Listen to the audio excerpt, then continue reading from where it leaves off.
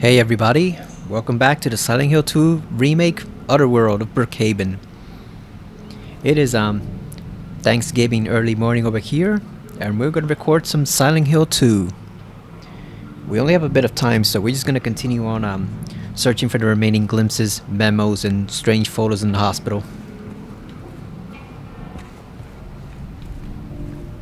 Yeah, technically it's very late Wednesday evening / early Thursday morning. And we've got the parade and a whole bunch of stuff to watch in a few hours, so... Let's see, we're already in the day room. I forgot where to go next. Yeah, I'm still not as familiar with the layout of this game, even though I've played it twice already, as I am with the original game. Like I said, it's gonna take a while since I've played the original literally like 50 times. I'm only my third playthrough of this one, so it's gonna take a while for me to familiarize myself with the layout to the point where I can remember it without needing to use a map. I do know we have to head upstairs to the second floor. That's one thing that's very obvious.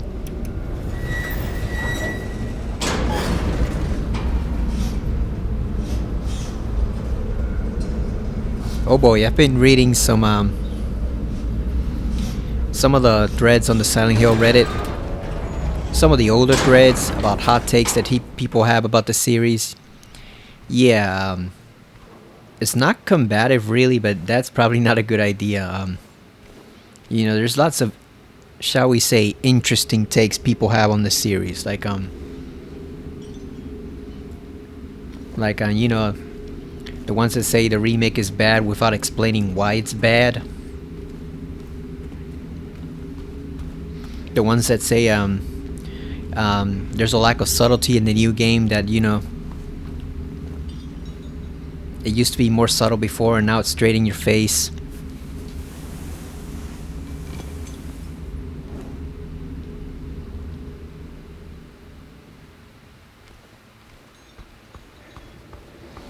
Yeah, they don't like that in their eyes there's a lack of subtlety with regards to how certain things are presented in the story.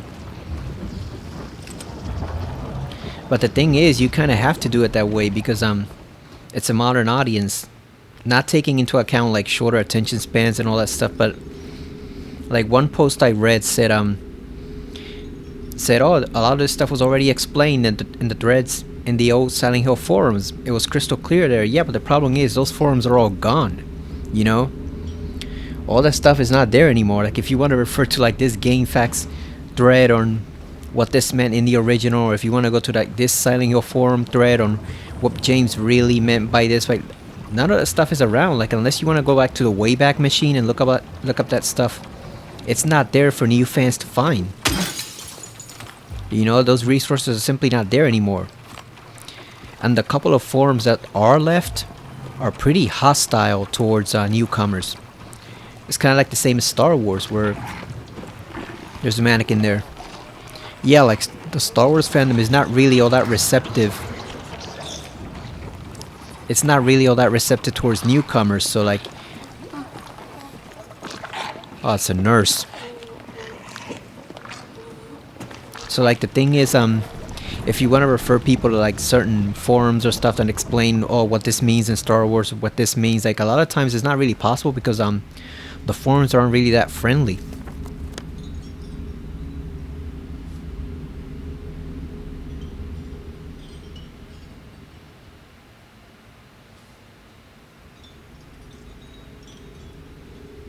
Okay, so I'm looking for the other memo. We have to go to C5 to get actually the next photo.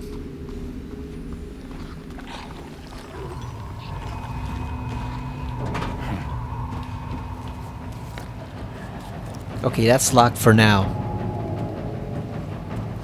How do we get in there again? I completely forgot already.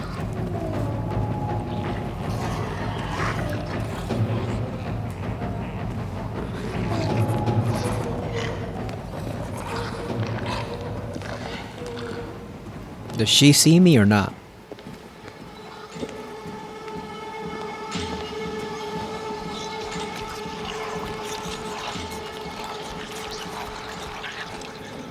Oh, she was passing out and I missed my chance to go attack her. Shit. Yeah, so like I said, a couple of Silent Hill forums from the old, Silent Hill fandom that are left are, from what I hear, pretty hostile to newcomers. So you can't really direct new fans there for answers because it's not going to work. It's just full of know-it-alls and people who blindly worship the old games and nothing else. And not even all the old games, mainly just one old game, this one. So you have to kind of be more direct about certain things nowadays. It's not just the modern. You know what? Screw it. Let's just tackle her head on. Oh, we got her. I guess because she was still at the end of her animation. If not, she would have blocked us. But I think we got lucky there. Okay. Let's move on. So yeah. Oh, one thing. Before I forget to mention it, that puzzle over there with the clock and all that stuff, do not activate that until you're ready to leave this section because it will spawn a bunch of enemies. And if you're playing on hard mode, it can pretty much be the end right there. If you just ring the bell without realizing what's going to happen, you just spawn like 5 nurses and patient demons and they just gangbang you and destroy you. So don't even attempt to answer that puzzle until you're ready to leave. That's when you can finally pull the trigger and disturb the clock. Until then, don't even bother. Look at that mannequin taking a nap there, like we don't see him. Come on.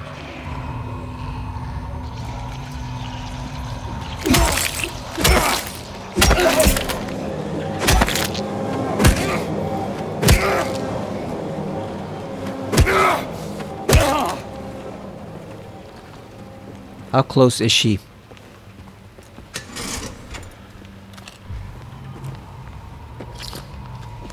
Very close. God damn, look at her. She's right there.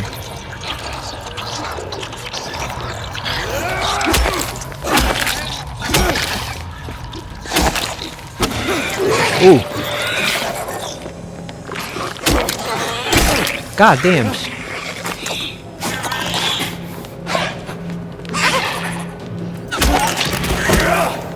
That's why you don't tackle them head on, folks.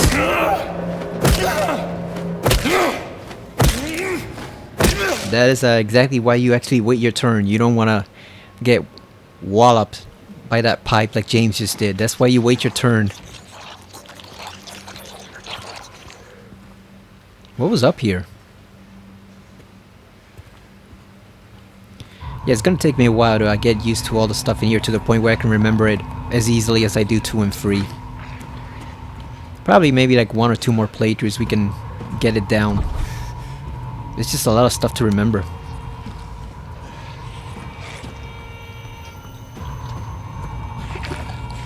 Can we see the freaks through this hole right here? Kind of.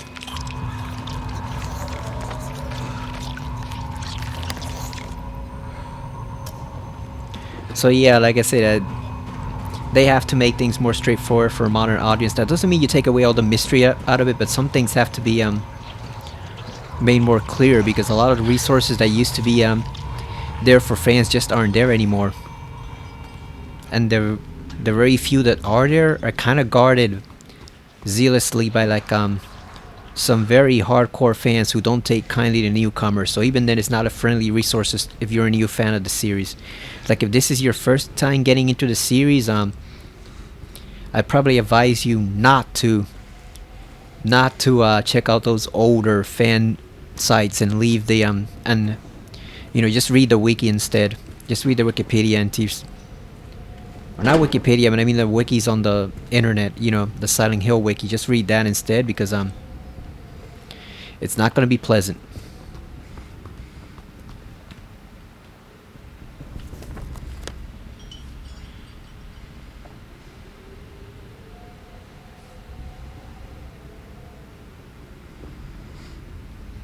Let's see, we got M5. There's some handprints there. We can't reach that part yet.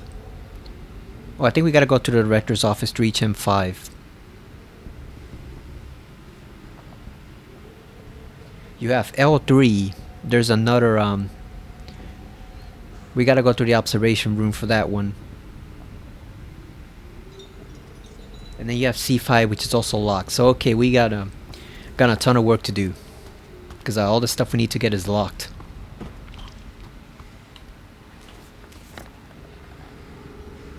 I guess we gotta head upstairs.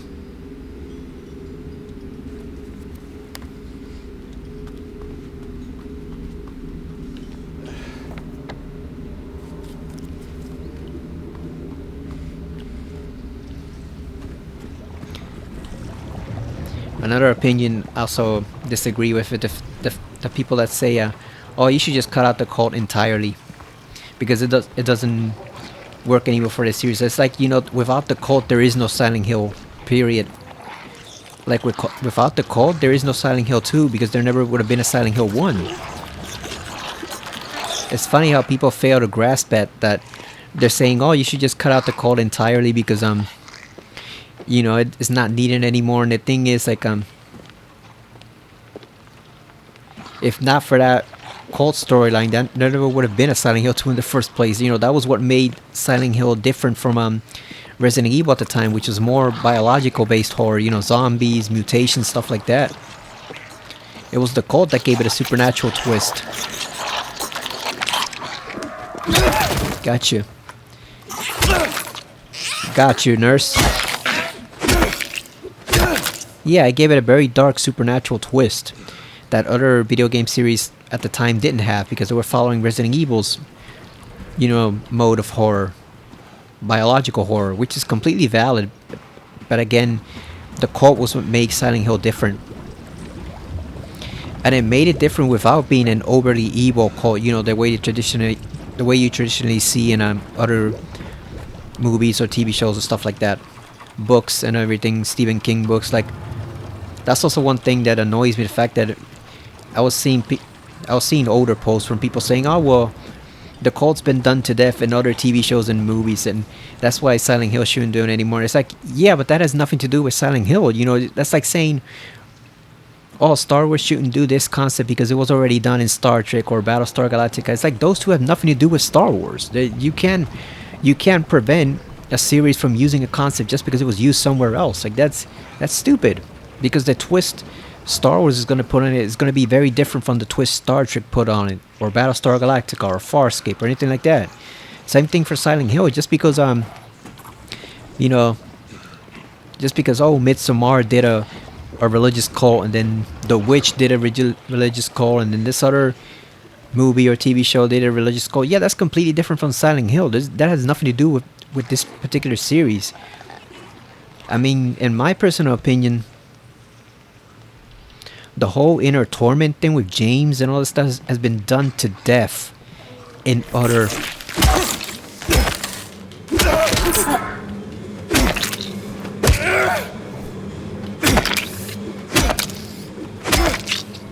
has been done to death in other media. Like, we've had 20 freaking years of inner torment and inner demon stuff in lots of video games and shows and movies that try to copy Silent Hill 2 after it originally debuted. So it's like the whole concept has been done to death, to the point where I don't find it as scary as some of the cult stuff, because people are saying, oh, it's a lot scarier than demons or gods, or, you know, it's a lot scarier than the supernatural stuff. Yeah, when it's the only one, but when you now have 1,000 different examples of all of them trying to do what Silent Hill 2 did way back in 2001, it's no longer scary, guys. Like, it's just, at least not to me. Like, the Eldritch horror stuff actually is scarier, especially if you don't portray it. Talk about scary. This toilet is scary. Look at that. Yeah, but especially if you don't portray it the way it's traditionally portrayed, as demons with like hellfire and crimson and stuff like that, it can still be scary. Why do you think Hellraiser still resonates after all these years? People find that stuff very fascinating. You know, now if you do what Evil Within did, when it did its own STEM section, where you had Theodore's version of STEM, and it was all hellfire and brimstone and cliche, stereotypical, you know, Christian hell stuff, then yeah, that way it comes across kind of lame. But if you take a creative approach to it, the supernatural stuff can still be scary. It's like the old horror debate. Oh, what's scarier, supernatural monsters or human killers? And a lot of people say, oh, the humans are scarier. But in a movie, not really, because for me, like, if it's a human killer, it's like you can't stop something alien or supernatural, like The Thing or like Pinhead from Hellraiser. That's far more difficult to stop. But if it's just a human guy, why don't you just shoot him? You know, just shoot him or kill him. This is it. Human villains in horror movies are not as scary as supernatural or non-human ones. You know, like I'm not saying disturbing, I'm saying scary. Like, obviously, there are some disturbing horror movies out there that have completely human villains, but I'm talking about pure fear, pure scary stuff. Let's ambush this nurse before she ambushes us. God damn it. Gotta run for James. God damn.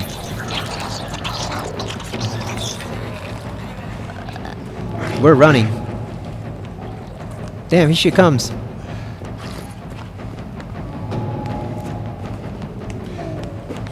Never mind.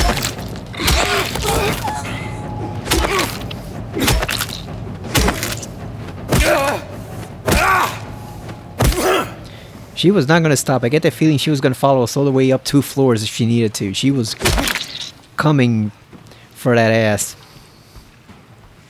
She was says, nope, I gotta have James right now. Well, that's the toilet. I thought that was a nurse. Yeah, so like I've never found human villains in movies to be all that scary. I actually prefer the supernatural or alien stuff. You know, because it's non-human. It's very different from something you usually see where if it's just a guy. Especially if it's like in rural area and you have access to weapons and stuff like that. It's like, why don't you just kill him? Like, what's the big deal? Just kill him. That was what was part of so stupid about Speak No Evil. The original version, not the one with James McAvoy. I haven't seen that one, but the original version where they let all this stuff. They let the couple that was the evil couple do all this stuff to him. The Danish parents. They let them do all this stuff to them, and at the same time, I get that it was a satire. It's not supposed to be taken 100% seriously. But you reach that point, it's like, dude, they're not even armed. Just pick up a rock and bash them in. Like, what the fuck are you doing? Why are you letting these people torment you? Cutting off your daughter's tongue and killing you when they're not even armed. They don't even have a freaking gun. Or even a knife. Just pick up a rock and just bash them. Alright, we got the procedure. Oh, this one's different. This one's very different. Oh, how we danced, arms flailing, our bodies in perfect synchrony, and the music played, but in any dance there comes a time one must take the lead, and the music got louder and louder, pounding, piercing, and then silence. That is obviously a hint towards the lobotomy. So that is the procedure.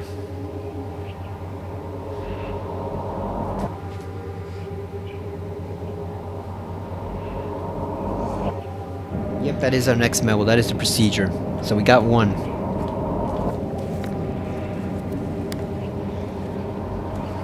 Are there bullets here? There are. Even though we can't use them. So yeah, I always find the cult stuff more disturbing than James. It's like even the other world here, like people are saying, oh, this other world is more like the one in Silent Hill 1 and Silent Hill 3 with rust and blood and decay and death. It's not really the sickly other world that James had in the original Silent Hill 2. Like the other one was more fitting. Why did they change it? You know, it doesn't look like it should. It's just they changed it because they have to make it scarier. It's 2024. People are expecting a scary horror game. I get that the other one fitted his theme, but the other one basically just looked like the regular foggy hospital world, but dirtier. That was pretty much what it is. It was dirty and was covered in tarps. That was the only difference. Other than that, it was exactly the same hospital. You know, the other world wasn't really so much as an other world. It was more like a slightly dirtier, grungier world. And like it wasn't scary. It was sad. It was depressing. But even when I played it back in 2001, I'm thinking of Silent Hill 3. But even when I played it back in 2001, I wasn't thinking, oh, this is incredibly scary. I was thinking like, I get it. It's sad. It's depressing, but scary, no. And Bloober wanted to create a scary game, and I think they were under the mandate from Konami that they had to create a scary game, so they used more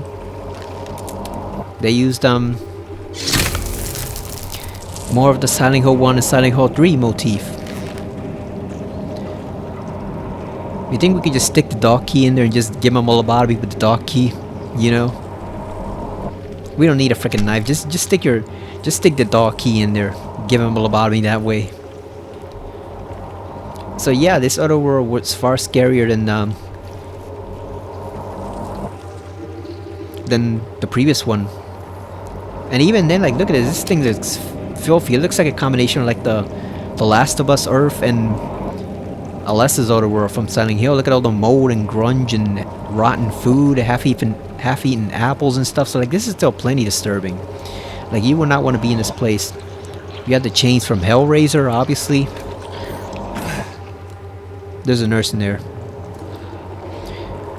So yeah, they changed the aesthetic, but they kind of had to because the original one just wasn't scary enough. It worked at the time, but it wouldn't have worked perfectly now because it's been too long. And people are so accustomed to it that if they had made it look exactly the same, they would have said, oh, why didn't they change anything? It still looks the same, you know, so people would have complained that it looked exactly the same if they did it that way. So you can't please everyone. That's a trap right there. There's a freaking mannequin over there. You see the legs? And then there's a crawler to the left of them. That's a freaking trap. It's meant to lure you in there so that you just charge straight at the nurse and you don't even realize that the two weirdos over there are waiting to ambush you. That's a deliberate trap.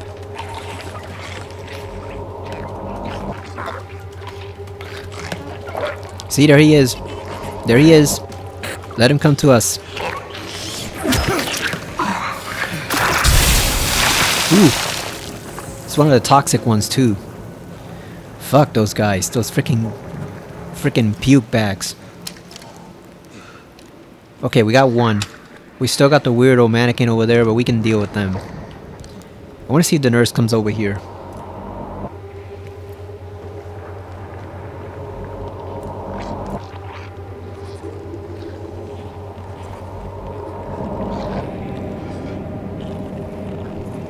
I'd say you even got a little of the film motif mixed in, right? With like the way you had the barbed wire placed over here. That reminds you a bit of the Silent Hill film, you know?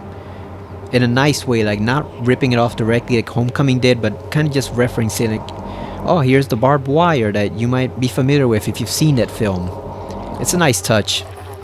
You know, referencing the movie without directly ripping it off. Oh, she's coming.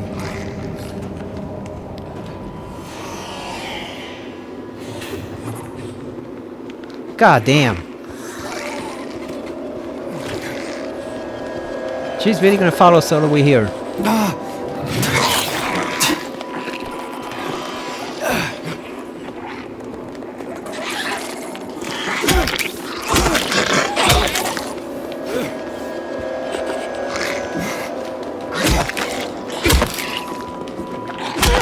One more, James.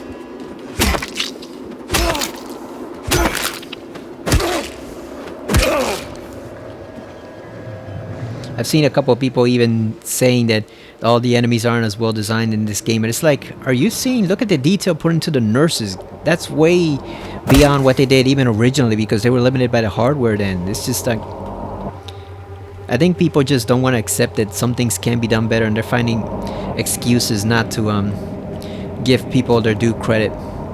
Thankfully, it's only like a very small minority. Like I've noticed, like I'd say like probably out of 10 people, out of every 10 people, 9 have a positive impression of the remake, and then 1 is the odd hater that kind of refuses to give it any sort of credit or claims it's bad without saying why it's bad. They just have no... I see you right there. They just... Oh shit. We should not have disturbed her. Our mistake.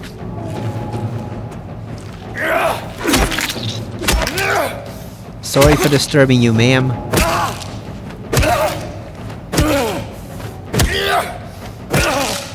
I know you were just casually napping right in this corner. Sorry to disturb you, but you came after us.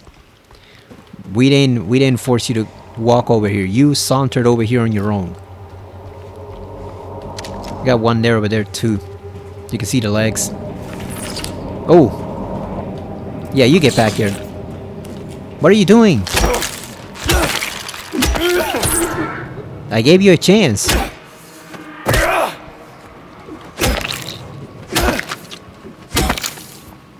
I gave you a chance, you didn't take it. One thing about the AI, I do kind of wish some of them would go back into like their hidey holes there, because it would give the player an interesting conflict. If they're not attacking you directly, do you kill them or not? What does that say about James? But on the other hand, if they are just sitting there still, it'll make you paranoid about whether they'll attack you or not. So that might have been an interesting choice. Something to do in a future Silent Hill game, maybe. You know, have the enemies where you're not sure if they're going to attack you or not. Especially in if they ever do a Silent Hill 1 remake, because spoilers for that game, but the monsters there are all manifestations of Alessa's fears. So some of them might not be inclined to attack you as long as you leave them alone. It might present the player with an interesting dilemma in that game. And obviously if they redid Silent Hill 3, killing too many enemies there might actually give you the bad ending, so you have actual reason to leave them alone there. Oh, just breathe in that toxic green gas, James. Just breathe it all in. This is an interesting mechanic I hope returns to the series too, being able to bust down walls. You know, because a lot of people miss those. Which leads me to my next point. Another thing I saw in those threads on Reddit was also some people complaining, oh, it's why do you have the white cloth hanging above interactive areas like this? It's hand holding the player and guiding them to it. You know, it's not letting you explore properly. But the thing is, they kind of have to do it because as any developer who has had to deal with the yellow paint will tell you, people are just too dumb to figure stuff out on their own. People are just too dumb. And I don't mean that in a negative way, I mean it in an honest way. Like, you've seen me get lost in some of these places here, right? You see me get lost in like the hospital originally, and you see me get lost in like the prison. And I'm already expecting Silent Hill to be a maze, and I've gotten lost in there. You've seen me get lost, and you see me get lost in like the dark place in Alan Wake. Like, people are just naturally dumb when it comes to following directions, and so if you make stuff too subtle, or you don't give any hints at all, like in the original Resident Evil and Silent Hill and stuff like that, people will get lost for hours. I mean, I've told you, the streamer I watched, I like her playthrough. I like her playthroughs in general, but the thing is, like, she completely bypassed the briefcase on the bed at the hotel, and it's like you're sitting there screaming at her, wanting to tell her, you know, pick up the fucking briefcase, what are you doing? But then you can't, because if you do that, then they'll ban you for backseating. But if you don't, she's gonna be wandering there for half an hour, not knowing where to go, even though the solution is obviously right on the bed. That's the stuff that annoys developers, because it's like, again, this is not a slam on her directly, but you put this stuff in the game expecting people to figure it out. They don't. Oh, look at that one running. They don't figure it out, and then they accuse you of bad game design. And again, that's not, she didn't do that, but a lot of people do. They don't figure this stuff out, and they accuse the developers of bad game design. It's like you're trying to find that balance where you made it subtle, that it's not obvious, but at the same time you don't make it so subtle that people miss it completely, and that's very hard to do in games. It's one of those game design aspects that I think unless you work in game designs, you don't realize how difficult it is. You don't appreciate how hard it can be to design something that is just the right balance of subtle and not subtle enough. Striking that balance can be very, very difficult, and so these guys basically resorted to what is a pretty creative solution, which is like, well, we have these strings of white. Why not use it as part of the environment to guide people, you know? It's yes, it's cloth. It is bandage from Brookhaven, but at least it's guiding you the right direction. Look at the rabbit ears there.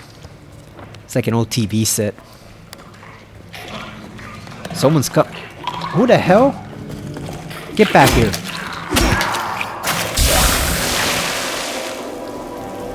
Where did that guy even come from? Where the hell was that guy? We're gonna leave the mannequin alone for now. Let's explore this side of the room.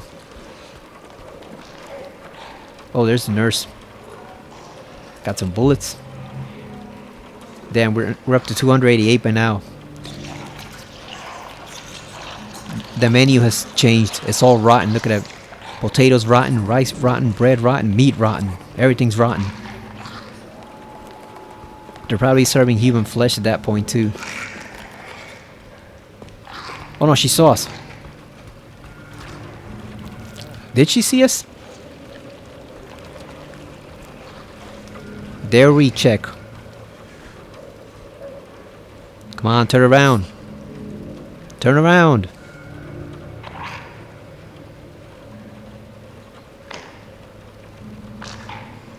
Damn it, she's not falling for it. She's like, I know you're there. I'm just waiting for you. Then we can go around her. Let's see if we can go around her.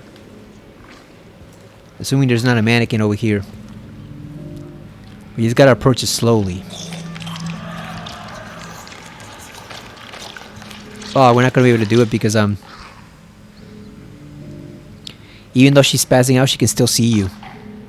You have to approach from like the side, and I don't know if this is possible. We might just have to go straight at her.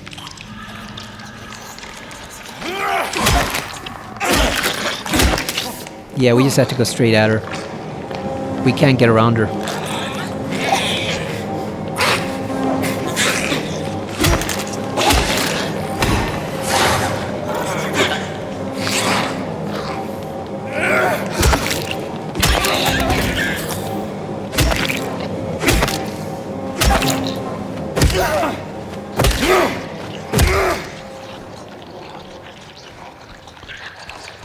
Oh, there's another one too.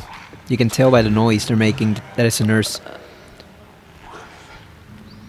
Yeah, so it's like people complain about the yellow paint in Resident Evil games, or like the yellow paint in Alan Wake games, and the bandages here. But it's like they've tried that. They've tested that over and over with dozens of gamers, and what they found, what all these developers have learned, is that if you don't put any type of hint in the background, people just don't find things. Even ladders, they will not climb ladders unless there's some hint that you can climb them. She waving hello. I guess rigor mortis already set in. Oh, and she faced to the floor too. That's nice. Yeah, like people literally will not find stuff unless you point it out right in front of their face. And so for every 1 out of 10 people who say, oh, I want to explore without any hints, try having the rest of the gaming world play that. You're gonna get an awful lot of complaints, and it's not even your fault. People think they want games to let them explore freely without directions. They really don't. That's just something they say to themselves. That's just something they think for themselves. They really don't. Meal times. Wait till you're fed what's obscure. Bring your loved ones to the feast. Yeah, I guess bring your loved ones so they can be cooked. Gonna make it a feast like in The Hills Have Eyes. That type of feast. A cannibal feast. This one we might be able to sneak around her. Let's see what route she takes. She's walking over here. Let's see if we can get behind her. Hopefully she oh damn, we had a chance right there. Let's see if she walks back. They're giving us a lot more chances here than they are in the regular difficulties, I'm noticing. We get a lot more moments of this spazzing out. Here we go. Let's see if we can get around her. I don't think she sees us.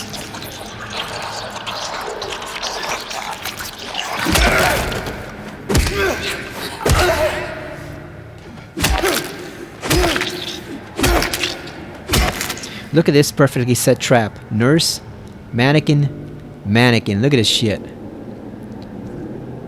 Well, you guys hold on. I'll be with you in a second. Who do we tackle first? The one on the left or the one on the right? I think let's take the left one because it's right near some bullets that we need just to collect it. Come here. Oh, no, it's a 2.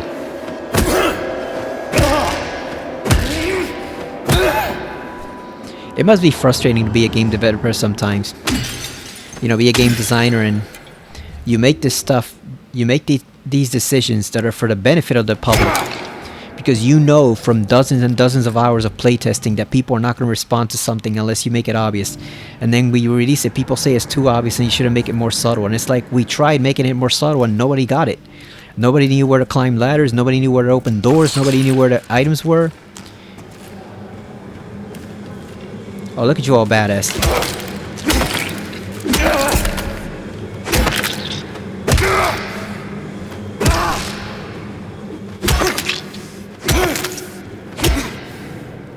Some people say, oh, you play on easy. Some people are saying, oh, there's also too many enemies, which I kind of agree in the prison. But the thing is, like, if you want a more atmosphere and less of a challenge, just play on easy. Because believe it or not, easy mode in this game, what I'm playing right now, basically reminds me a lot more of the original Silent Hill 2 than normal difficulty does. Because the original Silent Hill 2 enemies were pushovers. And that was one of the things I did not like about the game, the fact that all the enemies were pushovers.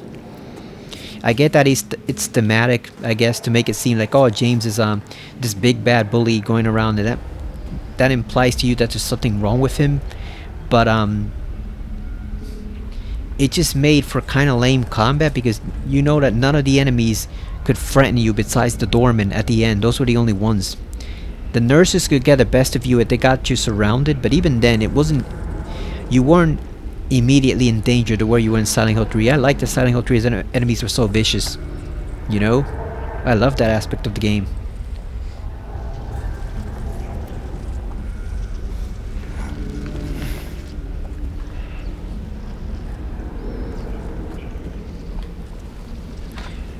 So yeah, if you want more atmosphere and less action, you can actually just play here easy mode, because like I said, I've noticed that they don't really pose a threat to you here.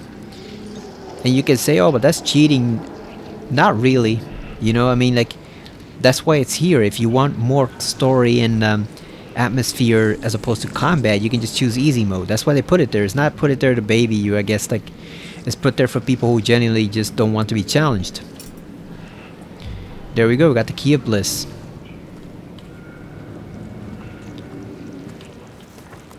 I want to see, because once you get out of this area, it's going to be locked down. So I want to be sure we don't leave anything behind here. So let's see. We're in the basement. There's only one more glimpse of the past. It's in room M5, which is obviously not here. So we don't have any more glimpses.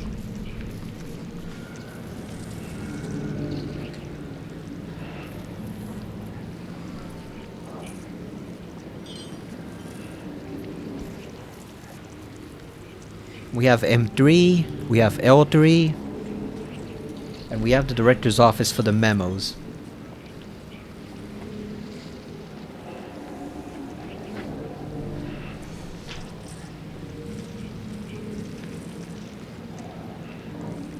And then we have two photos, one in the pool and one in C5. Okay, so there is nothing down here. That's good, because this area is going to be cut off now. Once we go upstairs and lobotomize that guy, the area is going to be cut off. Did we beat up this mannequin or not? Nope, there's the ears. Come here. Ooh.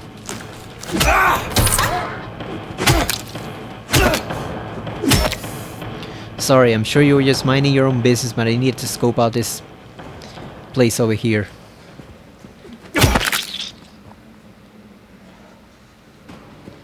And damn, there is nothing over here, which means we killed her for nothing. Well, damn. That sucks. Sucks for her, right? Yeah, we kind of killed her for nothing, because there was nothing there. Just those bullets which we don't actually need, because we can't use a frickin' gun.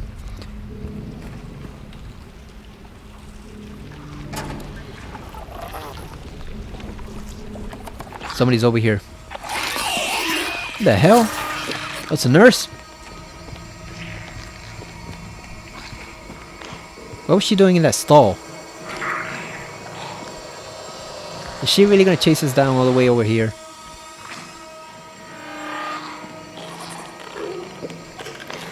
Can we fool her? Can we go around her? Oh yeah, I think we can. Let's see how far she goes. I want to see if she turns the corner or not.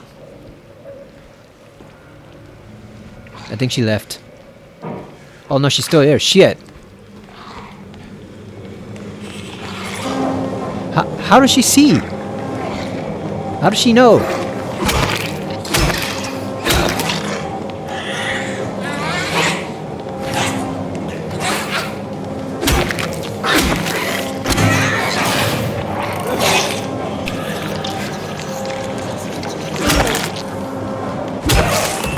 Oh, she had a spazzing attack in the middle of her stance.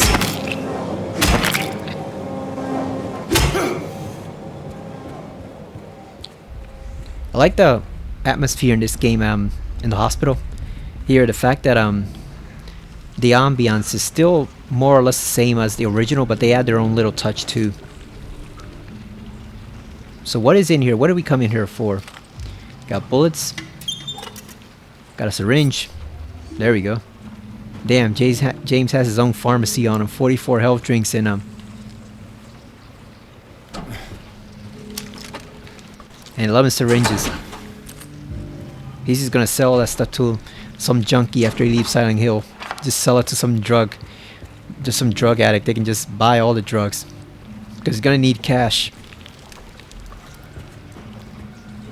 He's gonna need some cash to get out of there and take on a new identity. Might as well just sell all those wonderful healing drugs to just whoever buys them and just get the fuck out of there. Okay, so we got yeah, we got everything there is to get down here. There's nothing else. Is there? Oh yeah, because everything else is blocked. We can't go into the pharmacy. The pharmacy's blocked. I think we gotta go through there with Maria, so yeah, we should be fine. All the memos and glimpses and photos are somewhere else. And the last thing I saw in those Reddit posts, which is not to get too deep into it, but the people saying, oh, the combat is bad, it's even worse than the original. It's like they changed it too much and they made it too much like a video game. Like I said, duh, it is a video game. You know, that's like looking at a movie and saying, why does this feel like a movie? Because it is a movie. You know, like the original game may be a work of art, but it's still a game. You still have to play it. Can you imagine doing the same crappy ass combat from 2002? I mean 2001 in this remake now 23 years later and keeping it exactly the same? Like, nobody would buy it outside of the most devoted hardcore fans. It wouldn't leave an impression because almost nobody would think to themselves, oh, look at this wonderful clunky combat. It's oh, the developer's trying to make a statement with it. No, they would just say it was bad combat, period. So it's just, you have to evolve. That's the other thing that bugs me about fans like that. They don't want to let anything evolve. They want everything to stay exactly the same. It's like you have to let things grow and change. Otherwise, what's the point? You might as well just make one of each game and move on. You know, never make another Resident Evil. Never make another Silent Hill. Never make another Metal Gear or Splinter Cell or a Mega Man game or whatever it is. Whatever the series, like, just do one and never make another one again. Like, you have to let things grow and evolve naturally. It's 2024. The stuff that worked back then would not work today, and even back then, it was still criticized. So like, people thought it was clunky and boring back then. They just played it because of the awesome story and the soundtrack. But even then, people were still saying it sucked, kind of. So like, you really want to do that same combat over again in 2024 with no changes? Like, you really think that's gonna sell 1 million copies? Which is the minimum you need to sell to be a success? No, that's not gonna sell. I'm surprised this game sold 1 million copies but in its first week, but apparently it did. And I'm hoping it's a success, obviously, because I want to see remakes of the other ones. But you know, in addition to new games, but at the same time, you can't do the same as clunky combat from before. It's the same as if they do a Silent Hill 1 remake. Harry has to move better. He can't move like that same PS1 character he did back then, or the game's gonna look like a joke. He has to move like more like a natural human being. Even if he is handling that giant ass emergency hammer. More so even, because you want to feel the crunch of the hammer now, you know? You want it to have some force, to have some oomph. So Harry, even if though he's a regular everyday man, he still has to move better than he did in the PS1 game. You can't do that type of stuff anymore. Even with the fixed camera angles, people, I saw a couple of people saying, "Oh, if they ever do a remake of Silent Hill 1, fixed camera angles are a must." And it's like, why? It's one thing if they give you the option to do it, that would be fine by me. But like trying to force everybody back into fixed camera angles when some of us don't actually want it anymore is not the way you. Oh, look at this. Oh, I thought they were gonna lock me in there for a moment. Thought, is the game seriously about to lock me in here and not let me progress? No, it actually didn't. We're safe. Now it's gonna lock us in here once we use the key. Watch. No, not that one, James. This one.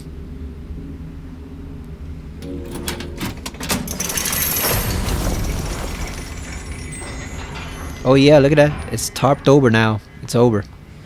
It's gone. That's why you have to have a list when you're looking up all these items here, because once you get locked out of that area, it's over. Look at that. The whole thing is tarped over. You can't go back. So if you missed anything there, it's on you. It's Jober. Okay, we are 46 minutes. So I think we got enough time to do one other section of the hospital, maybe. So we got one part of the Hellraiser box done. We're missing another one. Actually, we're missing two. The safe code, which I think is not going to be the same, and then the keypad code. So which do we do first? Where can we go?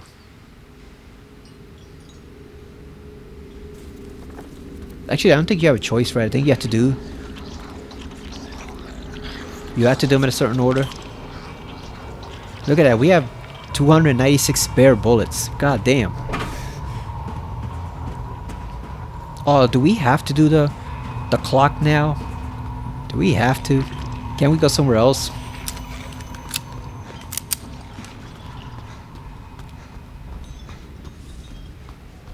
It's over here.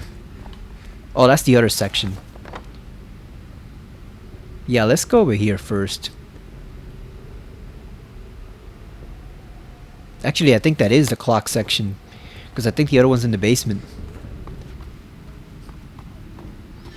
I don't know. Is it digging through those old Reddit threads was surprising at times, because I was surprised at how many people were rational and sensible. But for every rational and sensible person you came across, you would come across like some idiot saying, "Oh, you have to get rid of the cult entirely, or you should even remake Silent Hill 1 using the Inner Demons theme. You know, like they can rewrite it without the cult." It's like, you really want that bullshit? Alessa's story with no cult whatsoever. She's just a regular abuse victim, and like they said, part of the reason the cult resonates with a lot of people is this idea of like people being able to take advantage of the town, that it's not just some random haunted ass town with no explanation for it. You know, like that's the type of thing that sounds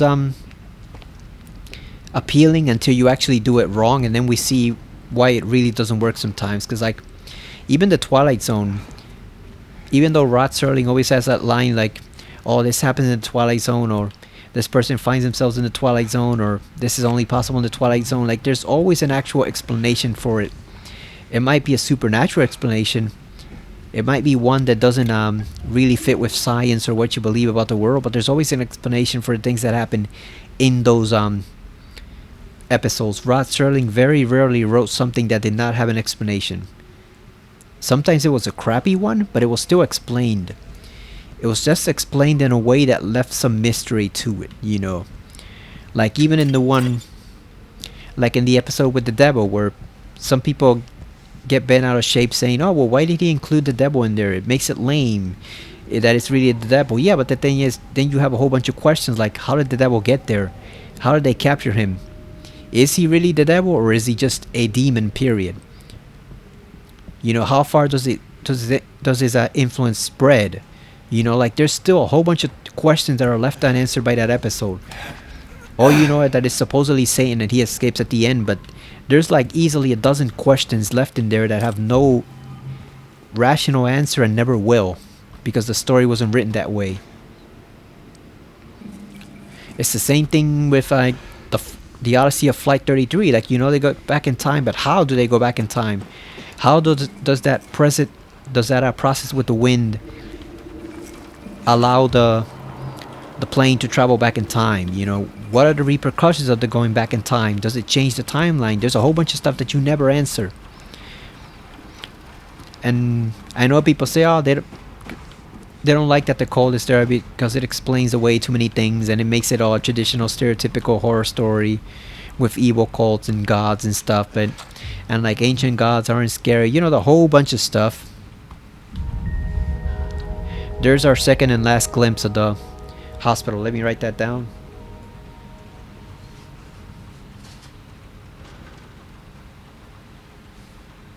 Okay, so we are done with the glimpses in Brookhaven Hospital. From now on, it's the only ones are waiting for us are outside and south of Vale. So we are done with the glimpses here. Now we just had the memos and the one photo left.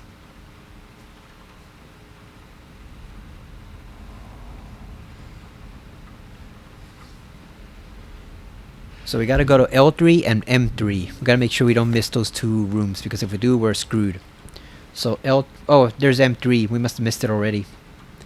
And then L2, the laundry room.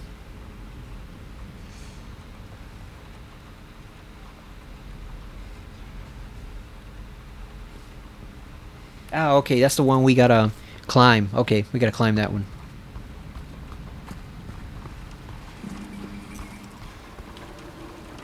Wait a second, did we take the memo from? No, because we don't have the time. Oh, we gotta break the wall. That's why we haven't broken the wall yet. I was wondering, where is it? It's supposed to be on the bed.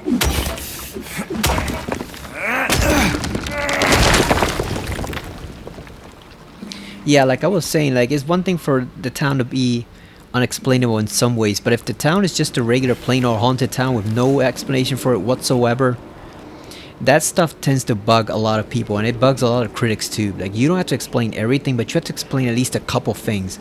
This whole idea some fans have, like, oh, everything in Silent Hill should be unexplainable.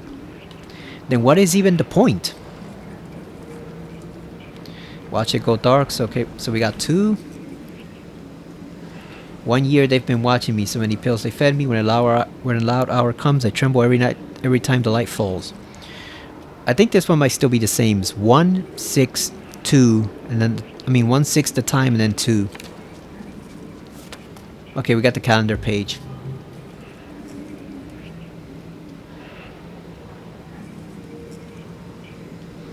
We got the calendar page.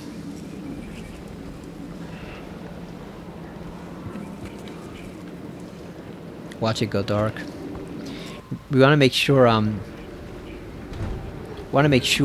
everything's fully explored here, because we can't go back. So what are we missing here? Okay, so we got that from M3.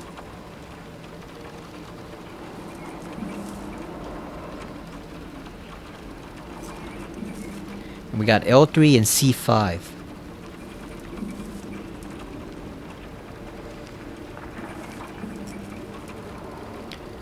I wonder, can we go into C5? Can we actually break in there through a hole?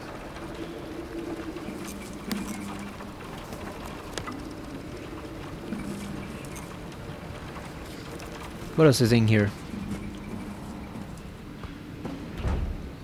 That's gonna trigger a whole bunch of enemies, so I don't want to touch it just yet. Let's make sure we get everything there is to get in here, because we're gonna have to run our ass off when they come for us. Because even though it's on easy mode, I still don't want to tackle 5 of them at once. That's insane. So I have no interest in fighting all those enemies at once. Nope, I'm not gonna do it. So we have to run for it. So let's just let's just take a health drink too, because this is bugging me the hell out of me that James is slumped over like that.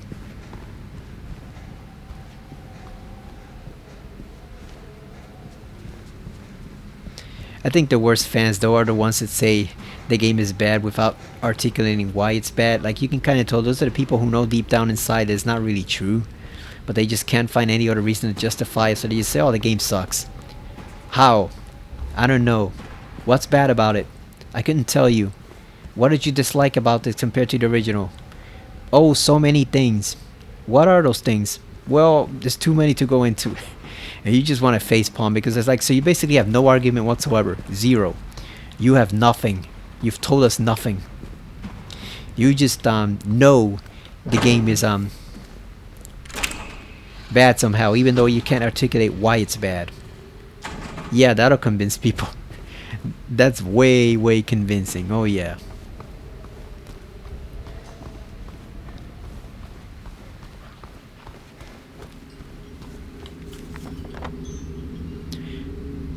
I just want to make sure we actually can, you know, let's say, again, just in case when we trigger this, we accidentally lock ourselves out of that room.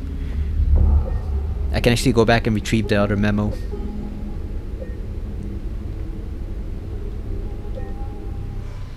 There's always got to be haters, right? Like, no media is universally beloved. Even Raiders of the Lost Ark. Like, I like Raiders. I think it's a fine movie. It's not my favorite, but I know deep down on the internet there are some people that actually hate it, because there were some people that have mixed receptions to it before when it originally was released, and I'm pretty sure their opinions haven't changed over those 40 or 50 years, however long it's been. It's been 40, right? How do we miss this? What the hell? We were in here, we completely missed that ammo cache. How?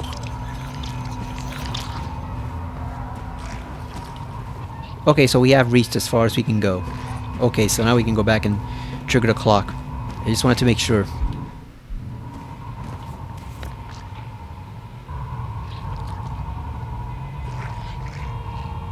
In the bedside table of room C5, because that's where the other photo is, but I see no way to actually get there.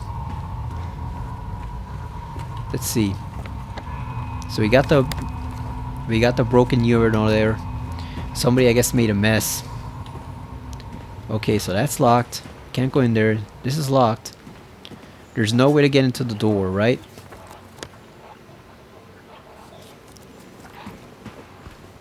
Is this something we open with Maria, I think? The patient's room, I think it might be something we open with Maria, because I don't see any other way to get in there. Oh, I see it now. We have to climb. Never mind, that's how we get in there.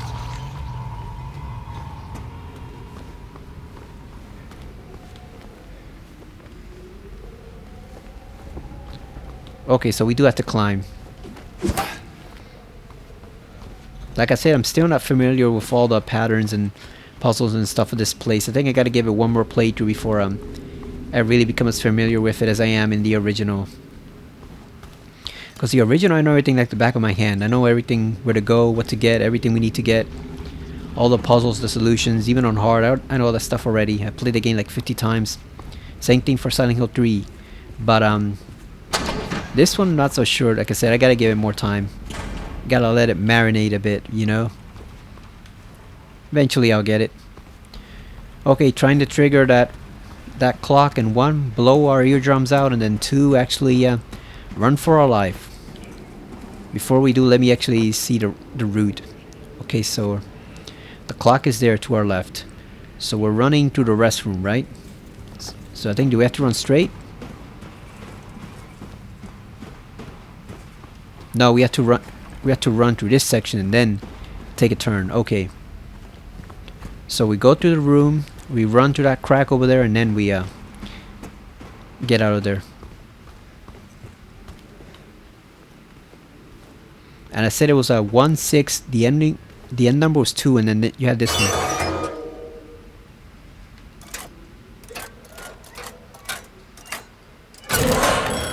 It is 2. Let's run for it. God damn. Run for it, James. James, you fool.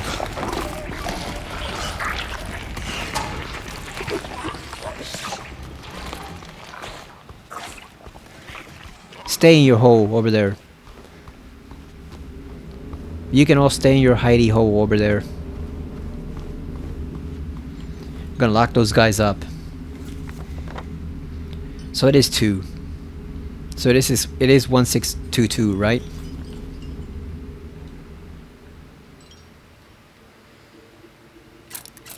One, 6, 2, 2. There you go. Okay, so it doesn't change. So that one doesn't change. It stays exactly the same. I guess most of it stays exactly the same. So if you're familiar with the numbers, like if you memorize them really well, you can just cheat the whole thing. But we don't want to do that, right? Because that's an easy way to miss all the stuff you have to collect. This really does make the hospital look like some expensive labyrinth from Hellraiser, right? It's just completely an other world. Like I said before, it was just dirty, moldy hospital. Now it's actually like this whole other dimension, basically. It's like this whole other world. Before it was just dirty. It was the dirty hobo version of the Brookhaven Hospital.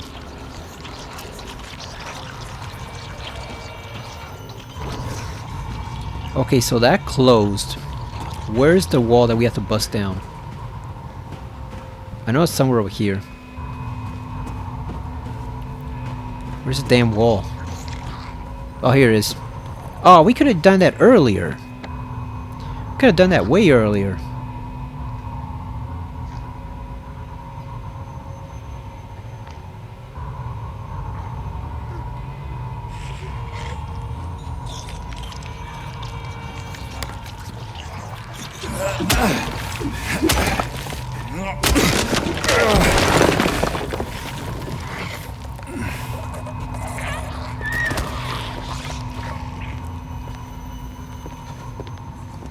Oh, we got freaks in here. Many of them.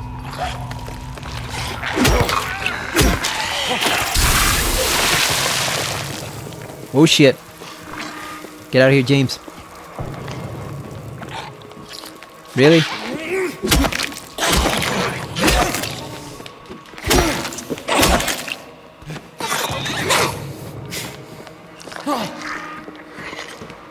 Come here.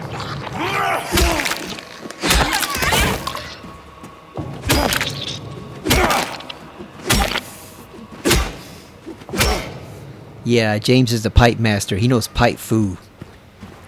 He doesn't need gun food. He knows pipe food. Steel pipe food. Rusted, corroded pipe food. Like Joe Bob would say on Last Drive-In. James knows his food. What are the foods in this game? You got handgun food, got shotgun food, rifle food, chainsaw food, steel pipe food, wooden plank with a nail in it food. Unfortunately, we do not have aerosol spray food. That was the one weapon they left out. We also do not have hyper blaster food because apparently Harry keeps that one for himself. He doesn't allow anyone else to use the hyper blaster. Not even his own daughter, not even Heather gets the privilege of using the hyper blasters, only for Harry.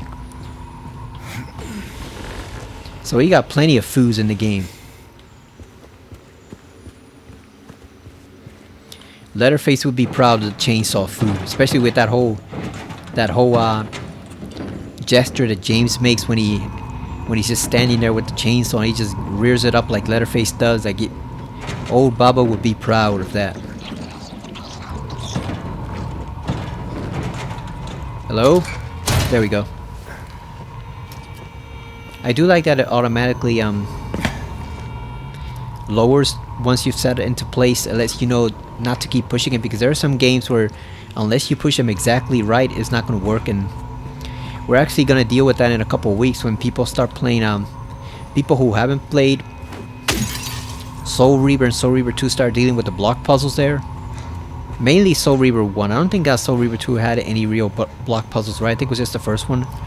But people are going to start dealing with that. They're going to start realizing, wait a minute, I don't know where to put this block. People are going to get stuck on those puzzles for sure, because they're old-fashioned puzzles.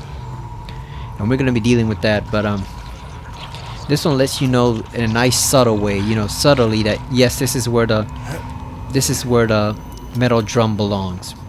You know, where the metal container belongs, and right in this spot.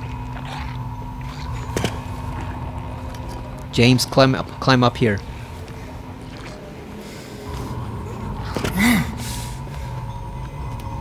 There's your subtlety if you want it. Oh, goddamn. Run away, mannequin.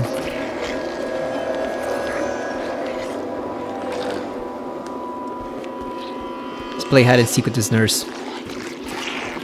Oh damn, she sees us. Never mind. It's too late.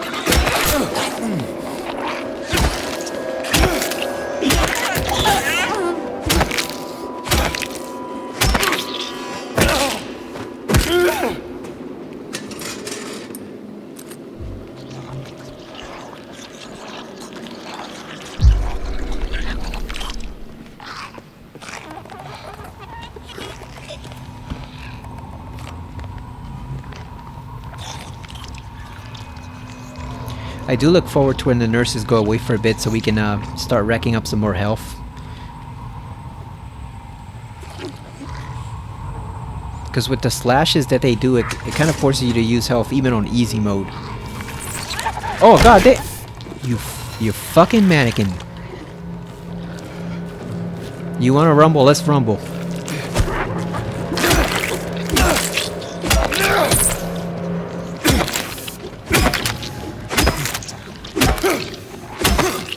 I was gonna leave you alone, but no, you just had to push the envelope.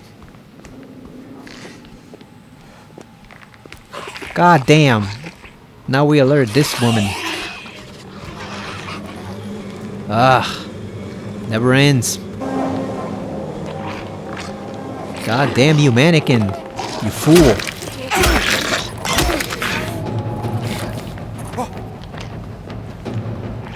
Come here.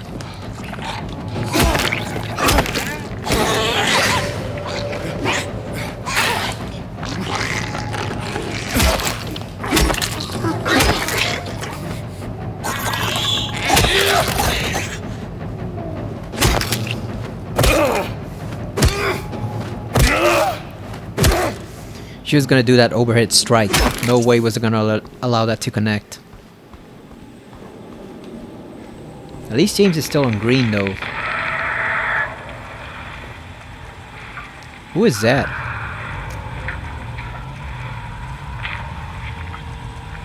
I wonder if that's the hospital director. Or is that trying to warn us about Maria? You know, that she might be in danger. The director's office? Yeah, I wonder what this is supposed to be. Got a patient's note. He's there again, looking, staring. He says he'll drag me there. I don't want to. I won't let him take me. I think he lost that battle.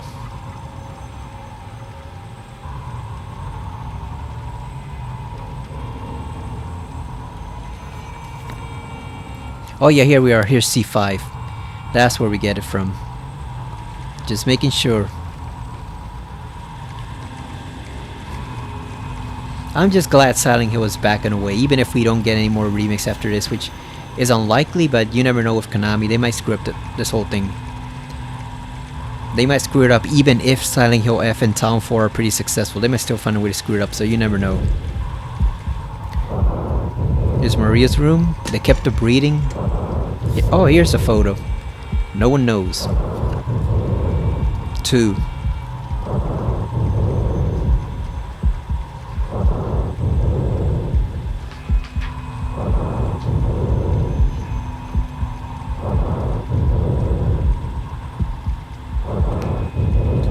And the next one is in the pool area, so we gotta head over there soon with Maria.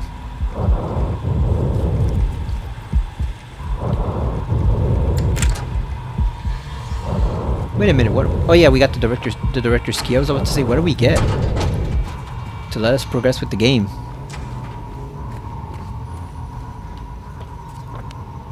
That is not it. Oh wait, we gotta go around. Never mind.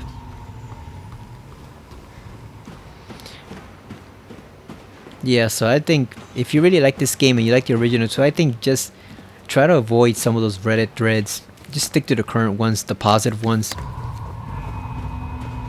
Because it's like some users said, where even until recently, until the game came out and mainly proved everybody wrong, it sounded like the Reddit itself was like a real shithole in terms of people being trolls and insulting game developers and stuff like that. It seems like now it's calmed down and it's pretty pleasant overall. Like I said, there's some weirdos who refuse to acknowledge reality. Like, it's one thing if you dislike a game for whatever reasons, like, you know, that's one thing, like if you dislike a game, but it's another thing to try to claim a game is bad when it's not.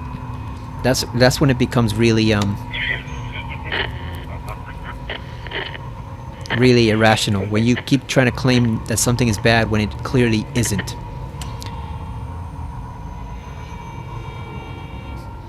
The cardiectomy procedure has proven successful. The results are all around sufficient. The patient is faring as intended. Time will tell if this is enough.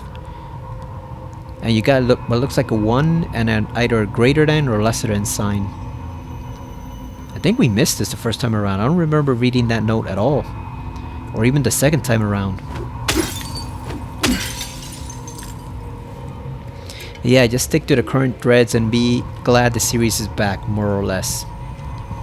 Although one thing that I did read that kind of makes me hesitate about a Silent Hill 1 remake is that apparently Bloober pitched the idea of a Silent Hill 2 remake skipping over 1 themselves. So like, they were the ones who were enthusiastic about remaking 2, because I guess they felt that was like the closest one they empathized with. So that actually really makes me question if they should do a remake of 1 or 3, because they might not be the team for it. It might be that they were interested just in this one remake and that's it. Maybe a tad bit interested in Silent Hill 4 since they put Walter Sullivan in it, but not much. Lucky for us, we got 2 other teams, right? We got Silent Hill F team and the team doing Townfall. Maybe even Townfall, because that sounds like it might be cult related. If that takes place like during the years of the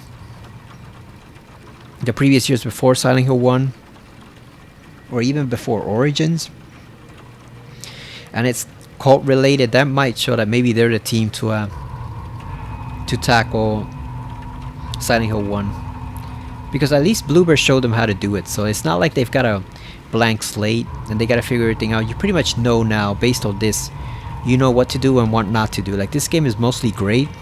There's a couple little minor problems here and there that hinder it, but more or less you know what to do, what not to do. So it's like you're not operating on a blank slate anymore. You know, you've got a very clear guide for how to remake a Silent Hill game. So I think it would be easier for other teams to do it now than it was before if they were the first. Like if the team behind Silent Hill F were the first to remake a game, I think they would have been terrified. But now they could just look at Bloober and get an idea for how do you do it. The same thing for the team behind Townfall.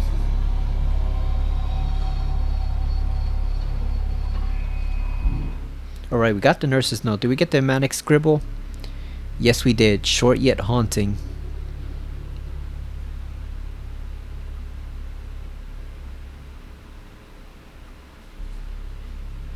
Alright, we got the manic scribble. There's only one more memo left, I think. This needs power. That's why I'm really curious to see what Townfall is going to be like. I want to see what that game is about, and also how they handle it, because they might actually do a better job than Bloober depending on what they do with that game. Because 1 is a whole original game, so they got ample room to play with. You don't have to stick to the same storyline threads that you did here. But then also, we don't know anything about the team other than they did Stories Untold, which was pretty good game story-wise. So, you know, it's one of those games where it's not really my cup of tea. You know, it's not really my thing, but having watched the playthrough of it, I can definitely respect the effort they did, and I can acknowledge them as being pretty masterful at what they did. You know, even if that's not one of my favorite games, but what they did worked pretty damn well. So Konami's got a good team working on that one, and they verified already that layoffs for when they closed Annapurna Interactive, the game division, did not affect them at all. So they're still continuing on with that game, which is good to hear.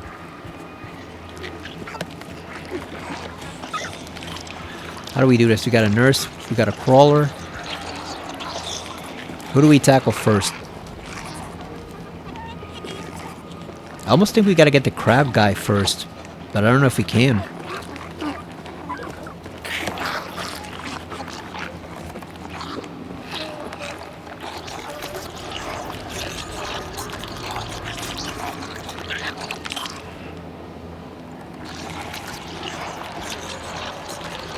Oh damn, we should just follow her over there.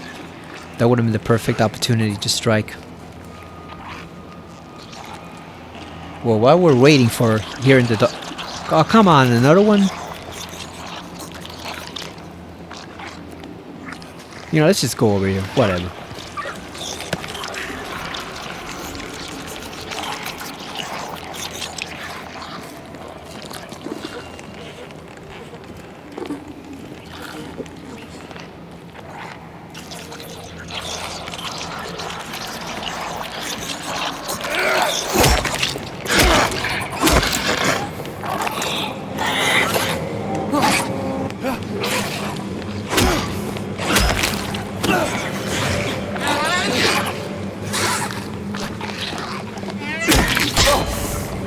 Really?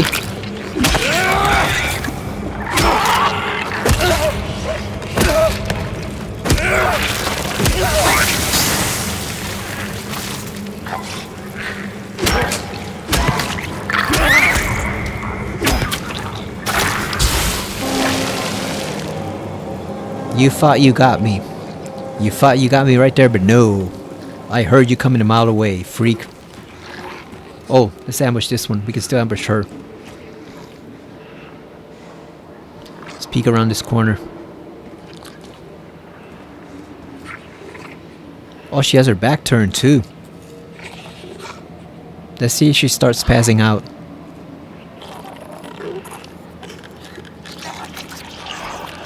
Got her.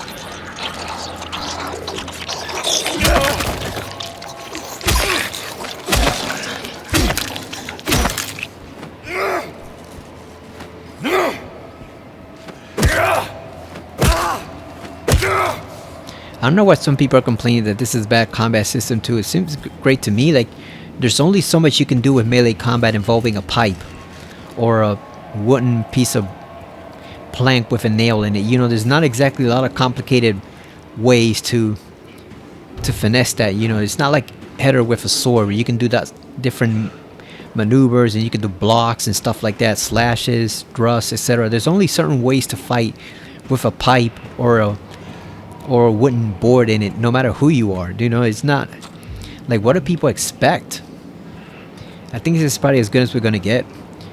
Some people said it's too similar to Homecoming, but the thing about Homecoming is it was unbalanced, and it was like repetitive in a way that you could stun lock the enemies or they could stun lock you, and there was no middle ground. So it's, I think, what Homecoming was trying to do, but not really able to do so successfully.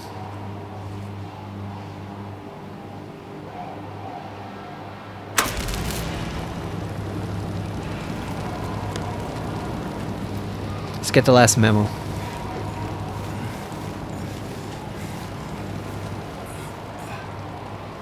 You know, this is what Homecoming wanted to be, but the team was just too unrefined and they couldn't really get it right. But I never minded a more combat heavy Silent Hill with Alex being a soldier in that game supposedly. It just annoyed me how they did it.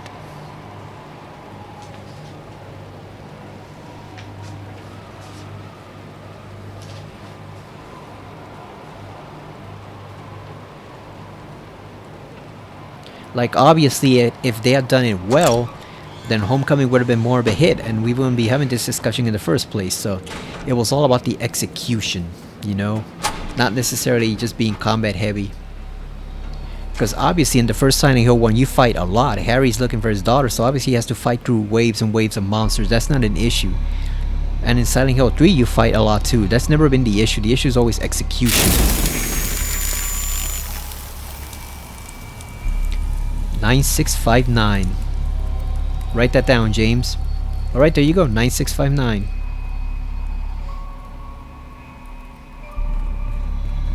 It's time to go after Maria. We got everything we need. Some people probably didn't even like the way Silent Hill 3 was more focused on being combat based, which is insane because that game plays awesome to me. I love that game. I thought that was a syringe there for a moment.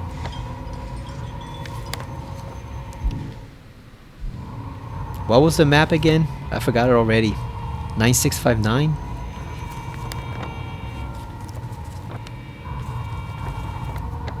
Yeah, 9659. That's a handy little feature too that I hope they keep in future games. character is just writing stuff down with a marker just to make sure the player can actually remember it, because it's easy to forget this stuff without referencing your memos every 5 seconds. But here it's right on your map, so you pretty much have to try not to see it. 9659, here we go.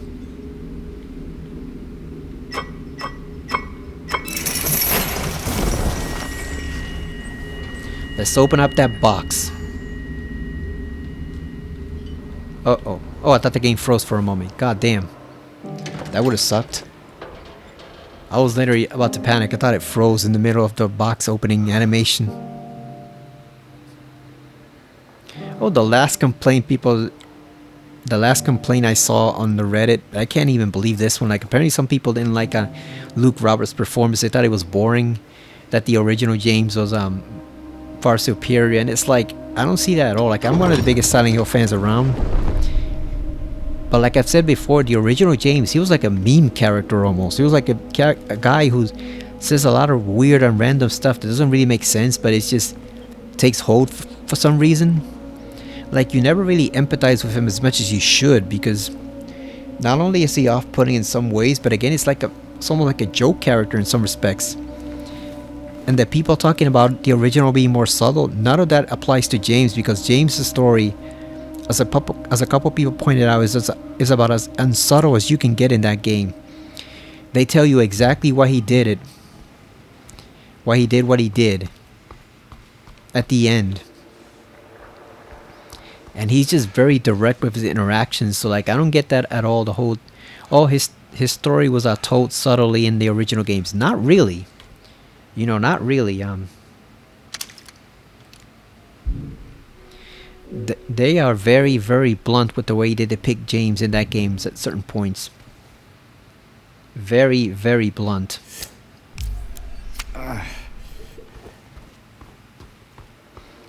And like I've said before of that guy, Guy Chihi, or Guy Sihi, whatever, however you say that name. Like, I generally liked his performance for what it was, but the thing is, like, there were some lines where he was great, and then there were other lines where you were, like, when he's talking to Laura, and Laura mentions Rachel, she brings up Rachel, and he's like screaming, "Who's Rachel?" And it's like, what are you doing, man? You're reacting like she just told you the Patriots secretly run the world. Like, Rachel's just a person. Like, there's no reason for him to react with such an exaggerated fashion.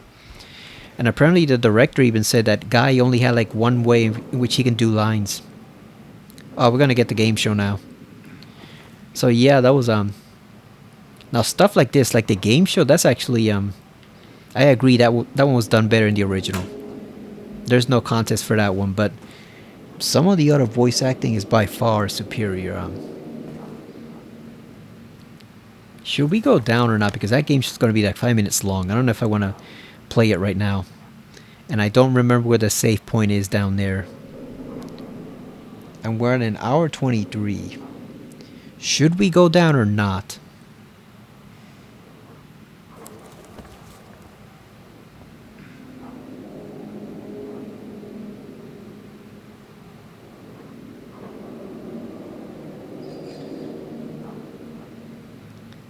Yeah, you know, I'm just going to save up here, and that'll be it for tonight, because that game's just going to take like 5 more minutes, and I actually don't feel like going down there right now and dealing with that. Or with Maria's BS and all the enemies down there, so we're just going to save again. Yeah, so like I was saying, there were certain lines in the original where Guy would sound good, and then there were other lines where you were just wondering, what the hell is he smoking? Like, what are you doing? That's not the way any ordinary person would sound. And some of it was just bad too. Like, that was another point that some people did point out, the fact that some of the acting in that original is just plain bad, you know. And you can try to excuse it all. It gives it dreamlike feel to it. It gives it like a David Lynch quality to it. But apparently it's just, but no, in like in some respects, sometimes it's just bad, you know. You have to acknowledge it. Like Angela in particular. Like, there are some lines I preferred from her in the original, and there are some lines I prefer from her here. The perfect performance for Angela would probably be a combination of the two. But the original one, she definitely had a couple lines here and there where she was just plain bad. She improved a lot when she went to voice Claudia in the third game. And like some of that was not intentional by the director. They just didn't have good direction back then. So like if you have a chance to improve it, why not? Why wouldn't you make it better? You know. Oh, and one thing I learned, apparently the reason the dialogue sounded stilted in Silent Hill 1 was because it was the PS1 game loading up the lines bit by bit. You know, every time it tried to load a line of dialogue, it would have to stop for a moment to load it, and that's why it sounds all stilted, which means like if you actually took even that dialogue from Silent Hill 1 and just put it on like an emulated version now or something and made it run more smoothly, it would actually sound a lot more natural just because the natural pause of the PS1 isn't there. That was strictly a technological limit, and I did not know that, you know, because since Soul Reaver was so smooth with his voice acting and Metal Gear was so smooth with his voice acting, and even Resident Evil 2, as cheesy as some of the acting sounded, like it still ran pretty smoothly. And I did not realize until I read that tonight that, yeah, literally the reason why the dialogue sounds so stilted in Silent Hill 1 is not because of the direction of the voice director, it's because the PlayStation 1 was literally struggling to load the lines smoothly enough, you know, in a smooth fashion. So there was always that one little second of loading time or readout time, whatever, when the system was loading the dialogue line by line. So if you took all that dialogue today, if you took it all out and re-edited it to sound more natural, it would actually sound a lot better just by using the same exact lines. You don't even have to change the voice acting. Is the superior technology would actually make it sound better. So that's something I learned tonight. I did not even know that. I thought it had just been naturally stilted, like all the Konami was neat of voice acting, so they didn't quite know how to do it in that one, you know, as great as they did it with Metal Gear Solid. And no, it was a technical issue all along. So imagine people saying that today. Like imagine if they remade Silent Hill 1 and then people complaining, oh, the dialogue sounds too smooth now compared to the original, not realizing that the original sounded the way it did because of technical limitation on the PS1. It was never artistic intent at all. It was always just a technical problem. Alright, so that's Silent Hill 2 for now. I hope you found at least some of that interesting. I know I went off on quite a few tangents there, but like I said, I was reading through all that Reddit content of Silent Hill 1, and like I said, I was surprised. It was mostly positive, but there were some outliers here and there. There were some knuckleheads that you couldn't help but roll your eyes at them when you were reading their stuff. I certainly did. You know, just some stuff that makes me wonder what that person was even smoking when they type that stuff out. But other than that, yeah, like I said, I was pleasantly surprised at how relatable a lot of it was. Like some people did make some really good points, but yeah, every now and then you would see a knucklehead that is obviously too deeply in love with the original games to be objective when it comes to not only the remake but the series in general. Like I said, especially the people who want to cut out all the cult content from the series, even though that was what started the series in the first place, even though 1, 3, and 4 are related to the cult, and even though that would actually take away your most sympathetic character in the entire series, which is Alessa. You know, it's just very odd choices that people would make if they were in charge of the series, which is why we should all consider it a blessing that they are not in charge of the series. You know, we don't want another Tom Hewlett on our hands. You know, that guy was a freaking menace. You don't want another person like him in charge of the series. So I do not recommend that you go through those old Reddit threads, but what can I say though? Like it in a way, it's kind of a consequence of Silent Hill 2 remake being successful. The fact that you now have all these people stirring up these old discussions and adding to them is actually just a sign of the game being that successful, whether haters want to admit it or not. Like, is it a perfect game? No. Is it better than the original in the overall package? Probably not. It's better in some respects, worse in others, but like I said, I prefer to think of it as we're on Silent Hill Earth number 2. We just transitioned to another Silent Hill Earth, and that's the way I prefer to think of it, like a multiverse. It's like we're on this separate Earth now, and everything's there are some slight differences, but almost everything is exactly the same. There's some slight differences between the two. It's like Marvel, where I know it was because of contract issue with Iron Man 1 that the original actor for Rhodey never returned. But in my mind, I always think of it as being like we just casually slid into another Earth that's very similar to that, and Marvel never acknowledged it. So, like, in my mind, in my head canon, we never really returned to that Earth from Iron Man 1. We just went into another one. If that was they say the current MCU Earth is Earth 616. In my opinion, then the Iron Man Earth was basically 615. It's very similar, but not quite. Because it's one thing if the actor had died.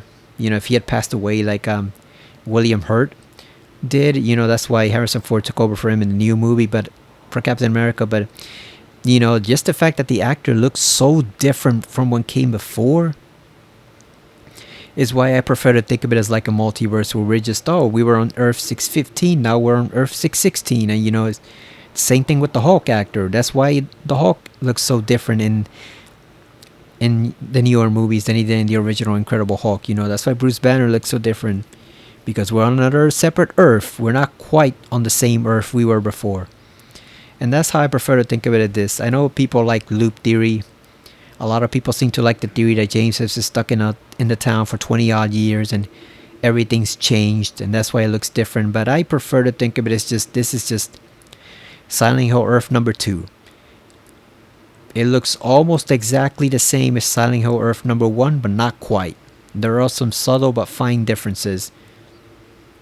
Not just in terms of the aesthetic, but also in terms of the people that James, Eddie, Angela, and Mary were in this version. And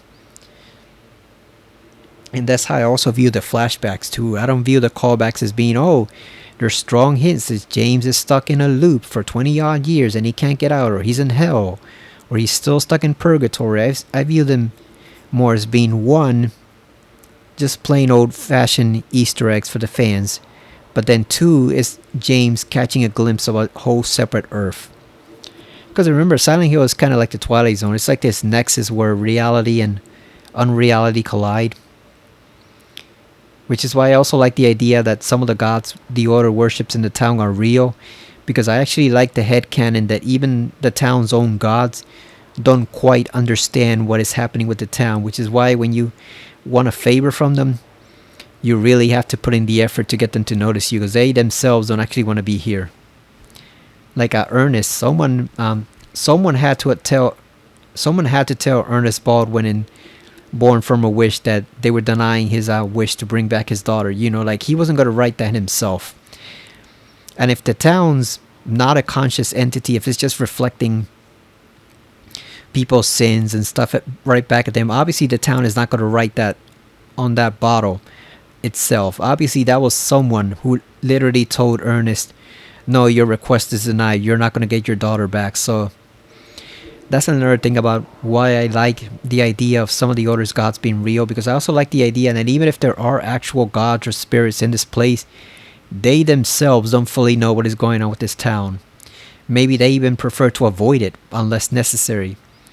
Which is why you kind of have to call out to them directly through those rituals. Because otherwise they don't want to be there either, any more than the humans do. Like for them it's still the Twilight Zone. They don't want to be in there, stuck in that place, just seeing all this weirdness play out. They don't like it as much as, they kind of hate it as much as regular people do. That's just my own theory. Like, there's nothing in the game supporting that. We don't even know if the gods the Order worships are real, or if they are completely figments of their own imagination, manifestation, stuff like that. But I prefer to think of it as that way. Like, everyone in Silent Hill, even the gods themselves, is basically clueless as to how the town actually functions, or how that area in general actually functions. Because remember, it's not just the town, it's the area. It's probably the whole county that's like that. So that's just my own unique little headcanon that I actually apply to a couple of the fanfics that are right here and there, you know. Like in those fics, yeah, Alessa knows a lot about the town, and the gods themselves know a lot about the town, but they don't know everything about the town. You know, so even though the order's deities that they worship don't actually want to, you know, mess around with the area's powers too much themselves. They prefer to kind of avoid it also. But anyway, that's just me rambling on and on about things that aren't really important. That's just stuff.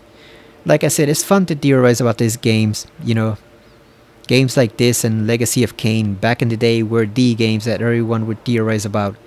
And it was really a lot of great fun until like the more insane fans started taking over, and then they kind of just ruined everything, you know, like trolls usually do. But it was really fun to theorize for a couple of hours, just sit around with other fans and just theorize about the stuff that was going on in these two series, Silent Hill and Legacy of Kain. So I'm glad that at least one of these series so far is seeing a lot of resurgent conversation and discussion. It really makes me happy to see the series acknowledged again in that way. But that's it for now. I've rambled on long enough about the series. I'm sure you're all quite tired of it by this point. But yeah, when we come back next time, we're going to go back into the deep, dark Brookhaven basement and retrieve the final memos and photograph from there, as well as meet up with Maria, and then we'll transition outside to South Vale again, where we're going to be heading to the Historical Society. So by the time you watch this, it would have already been Thanksgiving. So I hope you have a good Thanksgiving, everyone. I hope you get to enjoy a lot of good food and watch some quality entertainment. If you watch the football or the parade or the National Dog Show, whatever you watch, I hope you get to enjoy it. And yeah, have a pretty good Thanksgiving weekend overall, everyone. So thank you for watching, and I will see you again next time on Silent Hill 2 Remake on the PS5. See you later, everyone, and take care.